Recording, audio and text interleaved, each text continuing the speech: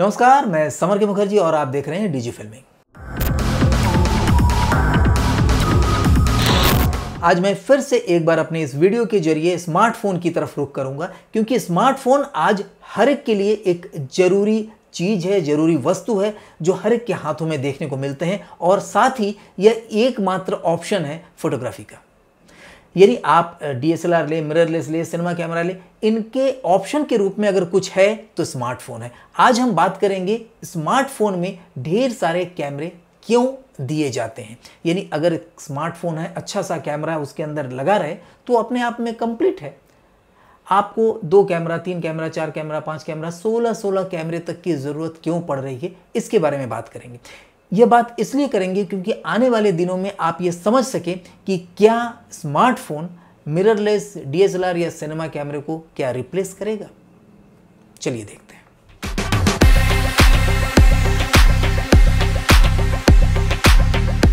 Google ने एक camera market में उतारा पिक्सल के नाम से, और उसे यह विश्वास था कि इसका जो कैमरा है, इसकी क्वालिटी इतनी अच्छी है कि इसे 2, 3, 4 कैमरे की ज़रूरत ही नहीं पड़ेगी, यानी एक कैमरे से ज़्यादा ज़रूरत ही नहीं पड़ेगी। ये गूगल ने अपने लेख में और हर जगह पर ये अनाउंस किया कि हमें ज़रूरत नहीं है एक से ज़्यादा कैमरे की, लेकिन उसे भी पिक्सल 4 में 2 कैमरा को लेकर आना पड़ा क्योंकि कंपटीशन है। और इसका वजह है, देखिए, जब आपके पास मिररलेस कैमरा रहता है या डीएसएलआर रहता है या सिनेमा कैमरा रहता है तो आपको उसे अपने पॉकेट में नहीं रखना होता है, यानी जगह की कमी नहीं है। लेंस आप जब चाहे आप चेंज करिए, 2 लगाइए, 3 लगाइए, 4 लगाइए, जो भी है आप लेंस एक खोलिए, दूसरा लेंस लगाइए, तीसरा लेंस लगाइए, चौथा लेंस लगाइए। आप हर एक तरह का लेंस अपने आवश्यकता के अनुसार लगा सकते हैं। लेकिन आप सोचिए, मोबाइल में क्या ऐसा संभव है? निश्चित तौर पर उसके भी लेंस आ चुके हैं, लेकिन वो आम तौर पर नहीं लगा सकते हैं कि एक लेंस के ऊपर दूसरा लगाए या बड़ा करें।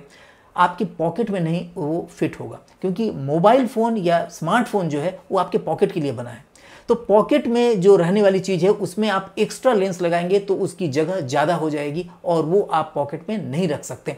इसके लिए ज़रूरत पड़ा कि क्या हम अलग अलग फीचर के लिए, यानी जब हमको वाइड चाहिए तो हम उसमें अलग वाइड लेंस लगाने की जगह एक वाइड कैमरा ही लगा दें।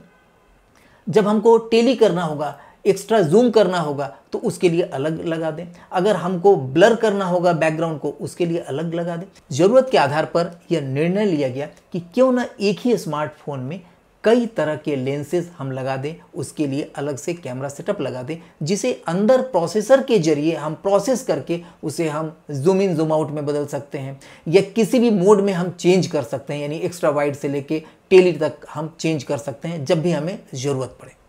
तो अलग अलग लेंस का अलग अलग काम होता है। देखिए, उसमें एक कैमरा मुख्य होता है, मेन कैमरा होता है जो नॉर्मल होता है, नॉर्मल जो उसकी फोकल लेंथ होती है। उसके अलावा एक एक्स्ट्रा वाइड लेंस के लिए दे दिया गया, क्योंकि बहुत सारे लोग जब सेल्फी लेते हैं वो चाहते हैं कि दूर तक की चीज़ें आ जाए, तो सेल्फी में 2 कैमरा इसके लिए होता है। लेकिन जब आप रियर कैमरा से शूट करते हैं, पीछे वाले कैमरे से शूट करते हैं, वहाँ भी ज़रूरत पड़ता है कि ढेर सारे लोग अगर खड़े हैं तो उन्हें एक साथ हम एक्स्ट्रा वाइड लेंस के जरिए हम शूट करें, उसके लिए अलग लेंस लगाने की ज़रूरत ना पड़े, उसी के अंदर एक लेंस लगा हो जिससे आप एक्स्ट्रा वाइड शूट कर सकें। उसी तरह दूर की चीज़ को अगर आपको क्लोज में दिखाना है तो आपको टेली लेंस की ज़रूरत होगी, जो उसमें कैमरे में अलग से अगर लगा रहे तो आप एक बार में टेली मोड में जा सकते हैं।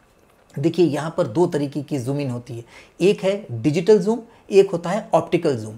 डिजिटल जूम पिक्सल होता हुआ रहता है, यानी डिजिटली उसको एनलार्ज करते हैं, तब उसमें पिक्सल फटते हैं, क्योंकि आपका निर्धारित पिक्सल है। जैसे मान के चलिए आपका 2K पिक्सल पर आप शूट कर रहे हैं वीडियो, अगर आप पिक्सल को जूम कर दिए तो अब 2K नहीं रह जाए, क्योंकि आपका एरिया कम हो गया, आपका पिक्सल कम होकर के वो हो सकता है 1K से भी कम हो गया। ऐसे में पिक्चर फटी हुई दिखाई देगी, ब्रेकिंग दिखाई देगा, पिक्सलेट हुआ दिखाई देगा।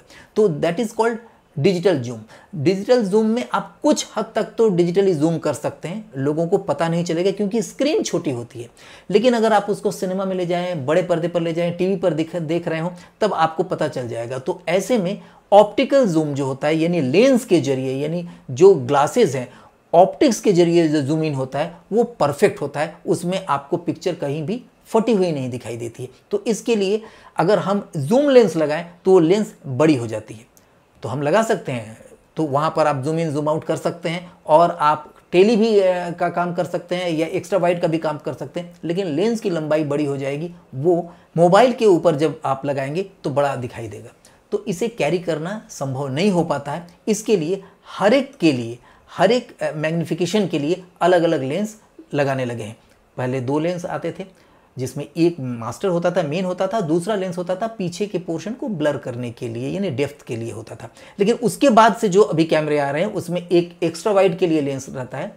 अगर 4 लेंस का कैमरा है तो उसमें एक लेंस एक्स्ट्रा रहता है जो टेली के लिए रहता है। अगर 5 कैमरा है तो उसमें मिड रेंज के लिए अलग रहता है। अगर 16 कैमरे हैं तो अलग अलग एरिया के लिए अलग अलग कैमरा रहते हैं। जो अगर आपने मेरा एक वीडियो देखा होगा SKM 2020, मैंने एक फोरकास्ट किया था कि अगर SKM 2020 की तरह कैमरा आए, जिसके लिए हमने हमारे कुछ कंपनी से बात भी चली और चल भी रही है, लेकिन वो लोग अपने हिसाब से ही उस कैमरे को लॉन्च करना चाहते हैं। एनीवे, तो उस वीडियो को जरूर आप देखिए ऊपर मैं दे रहा हूँ उसका लिंक।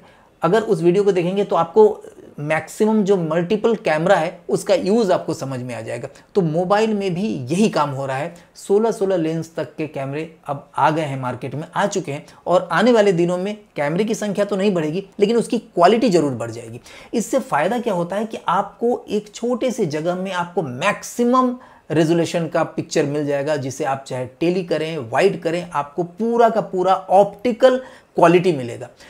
तो आने वाले दिन निश्चित तौर पर देखिए, ऑलरेडी इस समय जो बॉक्स कैमरे होते थे, छोटे छोटे कैमरे लेकर जाते थे जिसमें कि आप लेंस चेंज नहीं कर पाते थे, उन कैमरों का यूज़ अब लगभग बंद हो गया है। लोग लेके नहीं जाते हैं, मोबाइल से ही शूट कर लेते हैं, मोबाइल से ही ट्रांसफ़र कर लेते हैं।